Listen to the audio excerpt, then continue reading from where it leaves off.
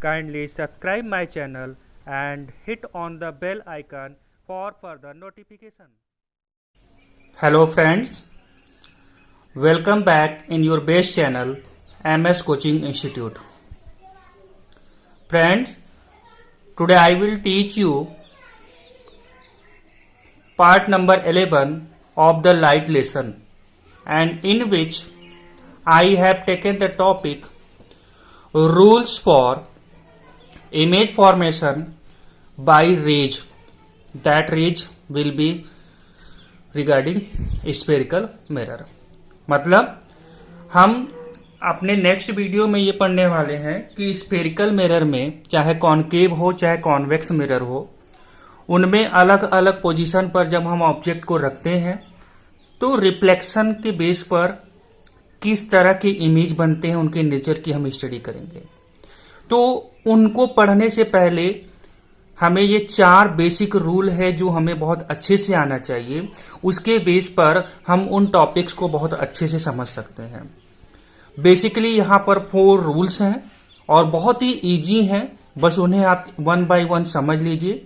और अगर आप इसे समझे रहेंगे तो आपको जो नेक्स्ट टॉपिक मैं पढ़ाने वाला हूं वो बहुत अच्छे से समझ में आएगा। आइए देखते हैं। सबसे पहले देखिए, यहां पर हमारे पास कॉनकेव मिरर है, ठीक है। अब ये प्रिंसिपल एक्सिस है, ये सब कॉन्सेप्ट आप ऑलरेडी पढ़े हुए हैं। ये पोल है, ये सेंटर ऑफ कर्वेचर है एंड ये फोकस है। यहां पर आप क्या देख रहे हैं पैटर्न को, अगर एक लाइट रे इंसिडेंट हो रहा है, ये इंसिडेंट लाइट रे है, ये प्रिंसिपल एक्सिस के क्या दिख रहा है, पैरेलल दिख रहा है, ठीक है। तो आफ्टर रिफ्लेक्शन ये कहां से होकर के जा रहा है, देखिए फोकल पॉइंट मतलब फोकस से होकर के जा रहा है, ठीक है दोस्तों। अच्छा, जरा कॉन्वेक्स मिरर में देखिए क्या हो रहा है। यहां पर भी देखिए ये कॉन्वेक्स हमारा मिरर है, ठीक है। इस कॉन्वेक्स मिरर में क्या पैटर्न फाइंड आउट हो रहा है, यहां पर भी ये प्रिंसिपल एक्सिस है, ये उसके पैरेलल में, प्रिंसिपल एक्सिस के पैरेलल में लाइट रे इंसिडेंट हो रहा है, और आफ्टर रिफ्लेक्शन ये डाइवर्जेंट नेचर होने की वजह से क्या हो रहा है, बाहर की तरफ मुड़ जा रहा है। लेकिन जस्ट हम इसको एक इमेजिनरी बेस पर जब पीछे मिला रहे हैं तो ये कहां पर मिल रहा है, फोकस पर मिल रहा है, ठीक है दोस्तों।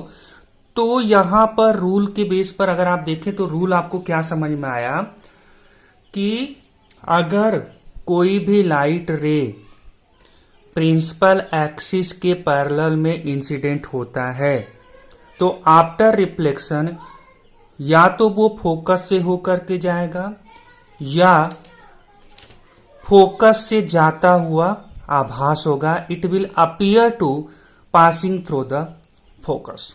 पहला रूल ये होता है। देखिए यही चीज मैंने यहां पर लिखा हुआ है। रूल नंबर 1 है, a ray of light which is parallel to the principal axis, a ray of light which is parallel to the principal axis incident on the spherical mirror, कोई भी spherical mirror हो, convex या concave mirror, then reflect, वो reflect होगा ही होगा definitely, and passes from the focus, reflect होकर के कहां से जाएगा, अगर रियल में फोकस होकर के जा रहा है दैट मीन्स की concave mirror, और appear to pass from the focus, या लगे कि फोकस से हो करके जा रहा है, मतलब ये अपीयर वाला कंडीशन किसके लिए होगा, कॉन्वेक्स मिरर के लिए होगा। रूल नंबर 1 आपको समझ में आ गया। चलिए अब रूल नंबर 2 को देखते हैं। एक्चुअली रूल नंबर 2 जो है just opposite to the rule number 1 है। कैसे, रूल नंबर 1 में हमने पढ़ा था कि प्रिंसिपल एक्सिस के पैरेलल में अगर लाइट रे इंसिडेंट होगा तो वो कहां से पास होगा, फोकस से पास होगा। प्रिंसिपल एक्सिस के पैरेलल था और आफ्टर रिफ्लेक्शन ये कहां से पास हो रहा है, फोकस से पास हो रहा है। रूल नंबर 2 अपोजिट क्या बोलता है, अगर मान लीजिए लाइट रे फोकस से ही होते हुए इंसिडेंट हो, देखिए यहां पर ये इंसिडेंट रे आ रहा है, ये फोकस से होकर के आ रहा है, तो आफ्टर रिफ्लेक्शन क्या होगा, अपोजिट उसका बोलिएगा पैरेलल हो जाएगा प्रिंसिपल एक्सिस के। पहले वाले रूल में क्या था, फर्स्ट वाले रूल में था पैरेलल आफ्टर रिफ्लेक्शन फोकस होकर के जाएगा। तो यहां पर अगर फोकस होकर जाएगा तो उसका अपोजिट क्या हो जाता है, पैरेलल शो करके जाएगा। देखिए अगर पैरेलल रेज है तो आफ्टर रिफ्लेक्शन वो कहां शो करके जा रहा है, फोकस शो करके जा रहा है। अब मैं उल्टा बोलूं कि अगर फोकस से इंसिडेंट हो रहा है तो वो रिफ्लेक्शन के बाद कैसा हो जाएगा, प्रिंसिपल एक्सिस के पैरेलल हो जाएगा। समझ में आ रहा है, पहले पैरेलल था, इंसिडेंट होने के बाद आफ्टर रिफ्लेक्शन होने के बाद ये क्या हुआ, फोकस शो करके गया।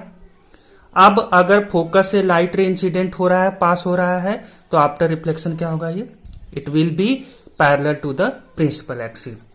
ठीक है, ये कॉनकेव मिरर में यहां पर सेम पैटर्न हो गया। कॉन्वेक्स मिरर में देखते हैं, कॉन्वेक्स मिरर में जानते हैं रियल में तो होगा नहीं। अब देखिए ये लाइट रे ऐसे इंसिडेंट हुआ, इसको जब मिलाया गया तो देखा गया कि ये लगभग कहां से होकर के जा रहा है, फोकस से होकर के जा रहा है, क्योंकि यहां पर हमेशा अपीयर की कंडीशंस होते हैं, रियल में नहीं होता है। ठीक है, तो ये प्रिंसिपल एक्सिस के क्या हो जाएगा, पैरेलल हो जाएगा, क्योंकि ये भी क्या अपीयर हो रहा है कि फोकस से होकर के जा रहा है। तो कोई भी लाइट रे फोकस से होकर के जाएगा तो वो आफ्टर रिफ्लेक्शन प्रिंसिपल एक्सिस के क्या हो जाएगा, पैरेलल हो जाएगा। ठीक है दोस्तों, देखिए यही चीज मैंने यहां पर लिखा भी हुआ है, बहुत ही इजी रूल है, बट आपको ये बहुत काम करेगा।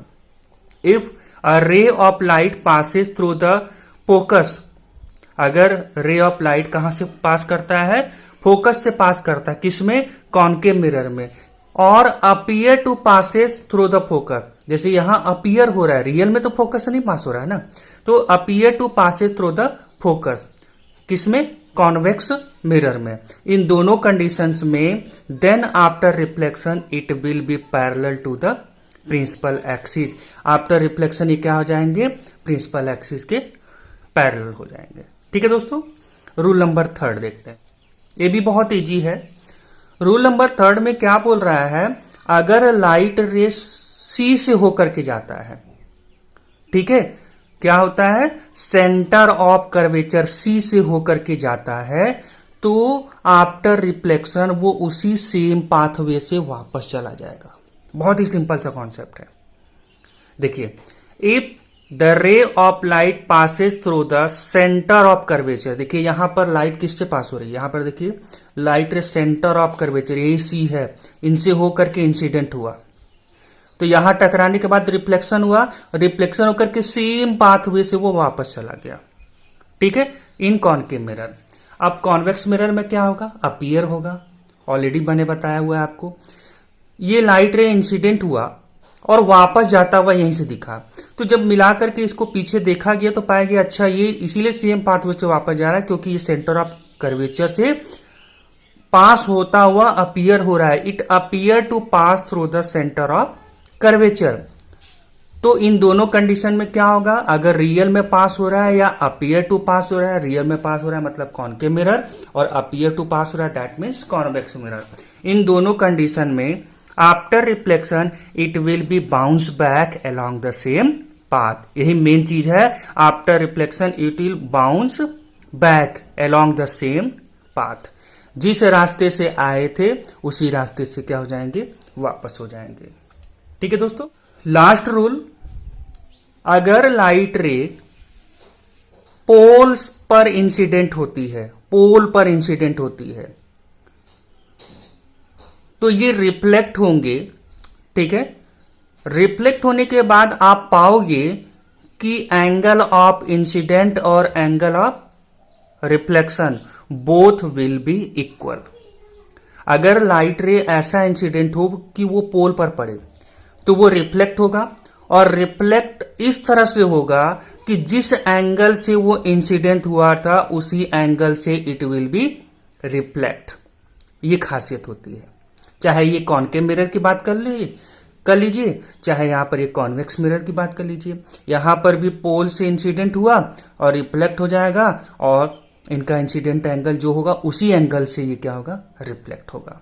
दैट मीन्स कि रूल क्या बन जाएगा हमारे सामने, रूल नंबर 4 हो जाएगा, if a ray of light incident at the pole, अगर लाइट रे पोल पर इंसिडेंट होता है ऑफ अ स्फेरिकल मिरर, चाहे वो कॉन्वेक्स हो चाहे कॉनकेव मिरर हो, it will gets reflected along a path such that the angle of incident will be equal to the angle of reflection.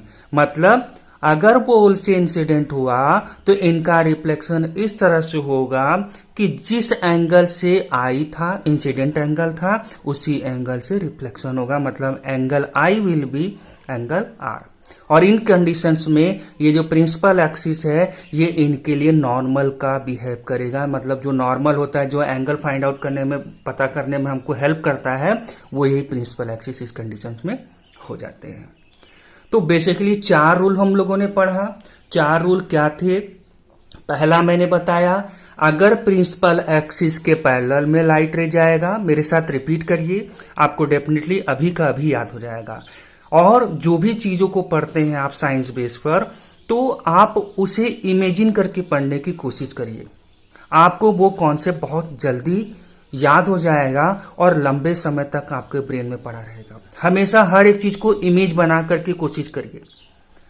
जैसे हम एप्पल बोलते हैं तो एप्पल का इमेज आपके दिमाग में बनता है। हम पेन बोलते हैं तो पेन का इमेज आपके दिमाग में बनता है। हम किसी फेमस एक्टर का नाम लेते हैं, अगर आपने उस एक्टर को देखा हुआ है तो आपके दिमाग में उस एक्टर का इमेज तुरंत बन जाता है। वैसे ही आप साइंस के कोई भी कॉन्सेप्ट या इवन कोई भी टॉपिक पढ़ते हैं, साइंस ही नहीं कोई भी सब्जेक्ट पढ़ते हैं, उन्हें एक स्टोरी की तरह पढ़ना चाहिए आपको। और वो तब होगा जब आप उनकी इमेज को दिमाग में बैठाएं। अगर मैंने बोला कॉनकेव मिरर तो उसका इमेज आपके दिमाग में बनना चाहिए। अगर मैंने बोला कॉन्वेक्स मिरर तो आपके दिमाग में ये इमेज दिखना चाहिए। It should be visible in your mind. ऐसा नहीं कि कॉपी पर देखेंगे तभी वो इमेज दिख रहा है। आप आंखों को बंद करें, आपकी आंखों के सामने वो एकदम नाचना चाहिए कि हाँ यार यही तो होता है कॉन्वेक्स मिरर, जो आपने कॉपी में देखा है वैसा इमेज आपके सामने आना चाहिए। तो 4 रूल हैं, उनको दिमाग में इमेजिन करके पढ़िए। एक लाइट रे प्रिंसिपल एक्सिस के पैरेलल आ रहा है तो कहां से होकर के जाएगा? डेफिनेटली फोकस से होकर के जाएगा। रूल नंबर 1 हो गया। रूल नंबर 2 क्या होगा? जस्ट रूल नंबर 1 का अपोजिट। अगर लाइट रे फोकस से होकर के इंसिडेंट कर रहा है तो आफ्टर रिफ्लेक्शन क्या होगा? It will be parallel to the principal axis. हो गया। थर्ड रूल ये है, अगर light ray centre of curvature से होकर के जाता है, सी से होकर के जाता है या जाता हुआ लगता है, तो उस कंडीशन में आफ्टर रिफ्लेक्शन वो उसी पाथ से, सेम पाथ से वापस बाउंस बैक कर जाएगा। ठीक है दोस्तों। और चौथा क्या है? अगर पोल से लाइट रे इंसिडेंट होती है, अगर लाइट रे पोल पर इंसिडेंट होती है तो ये रिफ्लेक्शन के बाद सेम उसी एंगल में रिफ्लेक्ट होगा जिस एंगल से इंसिडेंट हुआ था। आई होप कि आपको ये टॉपिक बहुत अच्छे से समझ में आ गया होगा। और जब मैं नेक्स्ट टॉपिक आपको पढ़ाने जाऊंगा, image formation by the concave mirror when we put the object at different position on the principal axis, और image formation by convex mirror in the same way, तो आपको ये बेसिक 4 रूल बहुत ही काम आएंगे। इसीलिए आप इन्हें बहुत अच्छे से पढ़िएगा। अगर आपको ये कॉन्सेप्ट समझ में आ गया, आपको लगता है कि ये वीडियो हमारे बहुत काम की है, तो आप हमारे इस वीडियो को लाइक जरूर करें, इसे ज्यादा से ज्यादा लोगों तक शेयर करें। और अगर आपने हमारे MS कोचिंग इंस्टीट्यूट के चैनल को सब्सक्राइब नहीं किया है तो अब इसे आप अपना चैनल बना लीजिए, इसे आप अपना सबसे बेस्ट चैनल कंसीडर करिए और इसे सब्सक्राइब कर लीजिए। और आज से ये आपका भी MS कोचिंग इंस्टीट्यूट चैनल हो जाएगा। Thank you so much.